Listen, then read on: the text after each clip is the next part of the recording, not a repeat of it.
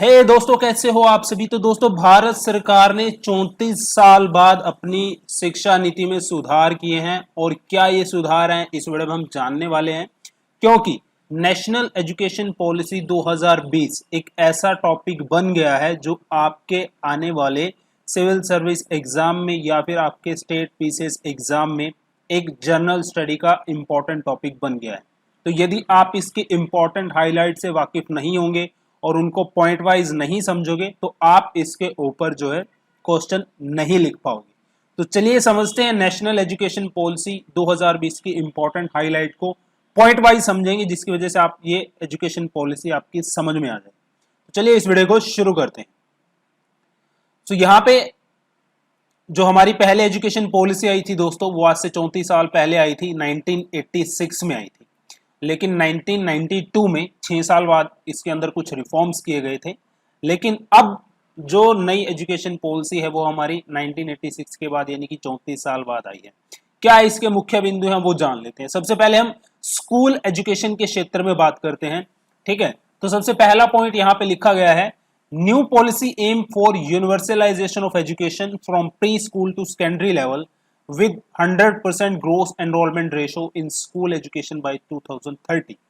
सबसे पहले तो यूनिवर्सलाइजेशन ऑफ एजुकेशन का मतलब क्या है। इस पॉइंट में यूनिवर्सलाइजेशन ऑफ एजुकेशन का मतलब है सभी के लिए शिक्षा। ठीक है, अब सभी के लिए शिक्षा इसका एम रखा गया है नई जो है हमारी एजुकेशन पॉलिसी में।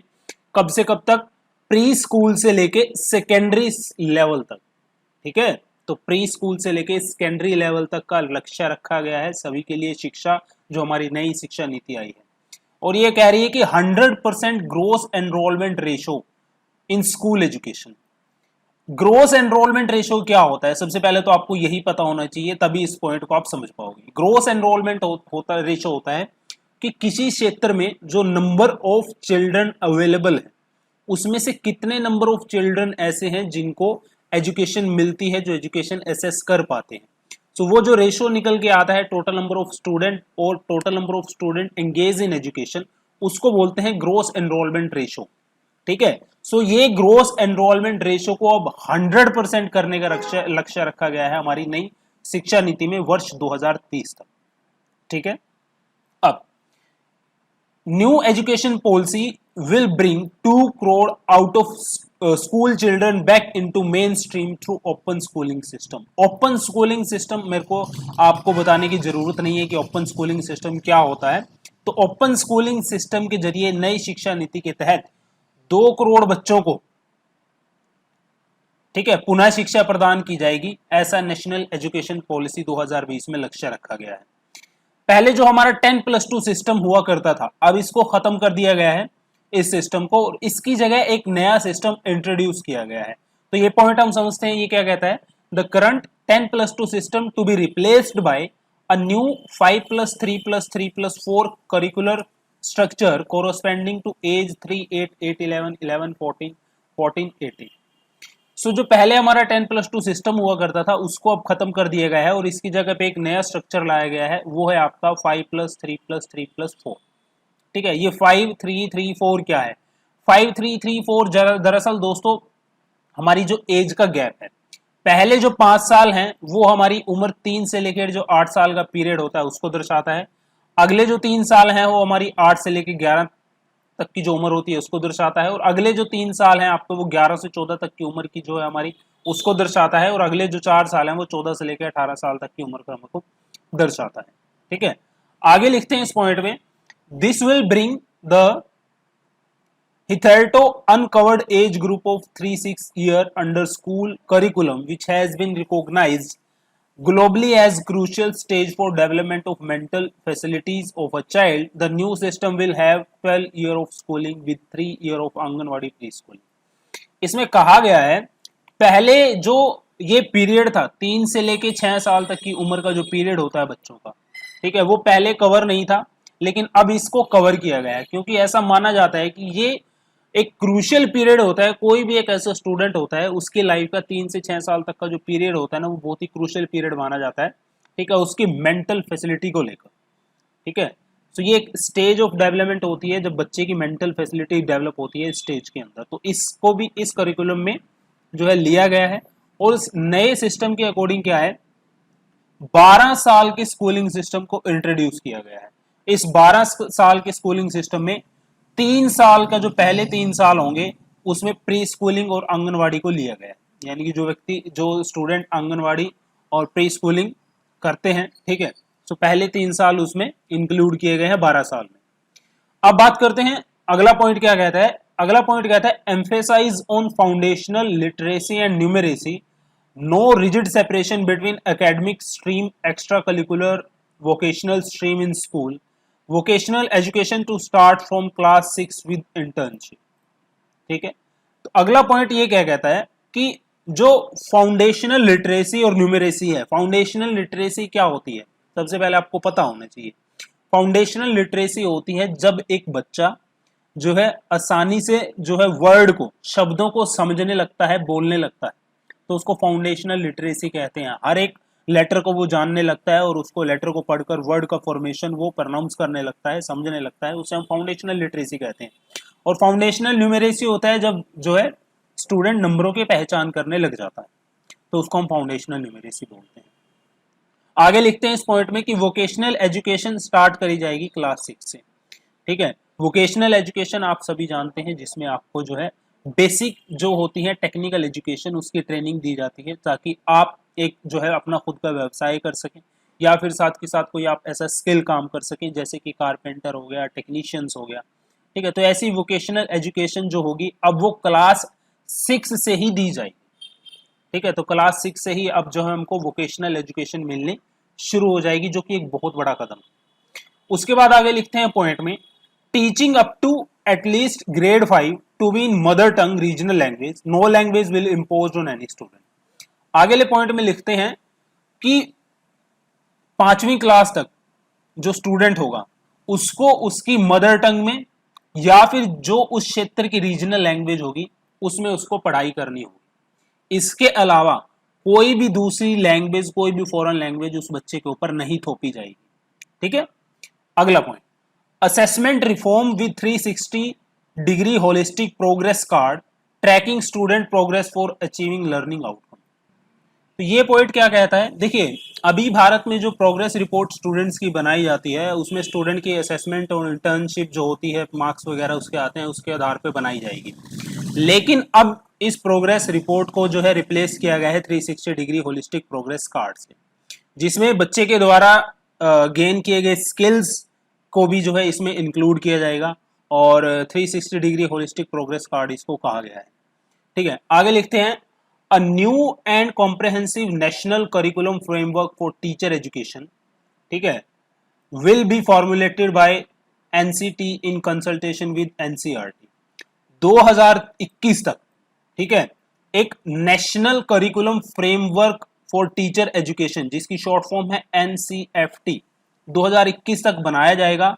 और इसको कौन बनाएगा, national council of teacher education NCERT के साथ मिलकर इसको बनाएगी 2021 तक। और 2030 तक the minimum degree qualification for teaching will be 4 year integrated BEd degree. ठीक है, तो यदि आप पढ़ाना चाहते हैं टीचिंग लाइन में जाना चाहते हैं तो उसके लिए जो मिनिमम डिग्री क्वालिफिकेशन है वो 4 साल की इंटीग्रेटेड बीएड डिग्री आपकी कर दी गई है। ठीक है, पढ़ाने के लिए। आगे हायर एजुकेशन में क्या इन्होंने किया है वो भी हम जान लेते हैं। हायर एजुकेशन की बात करें तो जो ग्रोस एनरोलमेंट रेशो है हायर एजुकेशन में उसको 50% तक बढ़ाया जाएगा वर्ष 2035 तक। यानी कि अब जितनी सीटें हैं उनमें 3.5 करोड़ हायर एजुकेशन की सीटें आने वाले समय में 2035 तक और ऐड की जाएंगी। और मैं आपको अभी ग्रोस एनरोलमेंट रेशो बता चुका था, ग्रोस एनरोलमेंट रेशो क्या होता है। आगे पॉइंट है आपका the policy envisages broad base multidisciplinary holistic undergraduate education with flexible curricula creative combination of subject integration of vocational education and multiple entry exit option with appropriate certification. UG education can be of 3 or 4 year with multiple exit option and appropriate certification within this period. देखिए इसका सीधा सीधा मतलब इस point का समझ लीजिए आप। तभी देखिए अभी हमारे यहाँ पे क्या सिस्टम है कि कोई बच्चा 4 साल की डिग्री करता है तो निरंतर उसको डिग्री करनी पड़ती है 4 साल की, तब उसको सर्टिफिकेट दिया जाता है। लेकिन नई शिक्षा नीति में भारत सरकार ने नए मल्टीपल एंट्री और एग्जिट ऑप्शन रख दिए हैं। इसका मतलब क्या है भाई? इसका मतलब ये है कि आप मान लीजिए एक आप डिग्री कॉलेज में एडमिशन लेते हैं, आप डिग्री करते हैं, मान लीजिए पहले साल की आपने पढ़ाई की और आपने पढ़ाई छोड़ दी, ठीक है, तो अब पहले तो होता कि आपके पास कोई ऑप्शन नहीं है, अगर आप दोबारा होगे तो आपको दोबारा फर्स्ट ईयर को जो है कंप्लीट करना पड़ेगा, फिर आपको सेकंड ईयर में जाना पड़ेगा। ये पुराने शिक्षा नीति में था। नई शिक्षा नीति में क्या है, जब आप एक साल पूरा कर लोगे तो आपको एक सर्टिफिकेट मिल जाए, ठीक है, और यदि आप 2 साल पूरा करते हो डिग्री में तो वो आपका डिप्लोमा माना जाएगा और वो डिप्लोमा सर्टिफिकेट आपको दे दिया जाएगा। इसके बाद यदि आप 3 या 4 साल डिग्री में पूरा करते हो तो फिर आपको जो है डिग्री दे दी जाएगी, यानी कि हम आपके हर एक साल का एवेल्युएशन सर्टिफिकेट आपको दे दिया जाएगा, जो आपके लिए आने वाले समय में बहुत उपयोगी होगा, ठीक है। इसके अलावा आगे क्या लिखते हैं ये, academic bank of credit to be establish to facilitate transfer of credit. Academic bank of credit, ठीक है, मान लीजिए आप डिग्री की पढ़ाई कर रहे हैं तो एक आपका जो है एक डिजिटल लॉकर बना दिया गया है जिसमें आपके सारे क्रेडिट रिस्टोर होंगे जो आप गेन करोगे अपनी पढ़ाई करते करते समय। मान लीजिए आपने 1 साल पढ़ाई की, 2 साल पढ़ाई की, जितने भी आपने क्रेडिट अर्न किए, जितनी भी आपने अचीवमेंट अर्न की, वो सारी आपकी उस डिजी लॉकर में स्टोर हो जाएंगी। फॉर एग्जाम्पल आप पढ़ाई छोड़ के चले जाते हो या 1 या 2 साल बाद दोबारा आप आते हो उस कोर्स में, तो पुरानी शिक्षा नीति के तहत आपको कोर्स दोबारा करना पड़ता था, लेकिन अब के बार क्या होगा, आपका जो एकेडमिक बैंक ऑफ क्रेडिट है उसका यूज करके, अपने क्रेडिट्स का यूज करके आप जो 1 साल या 2 साल पढ़ाई करके गए थे वो आपको दोबारा नहीं करनी पड़ेगी।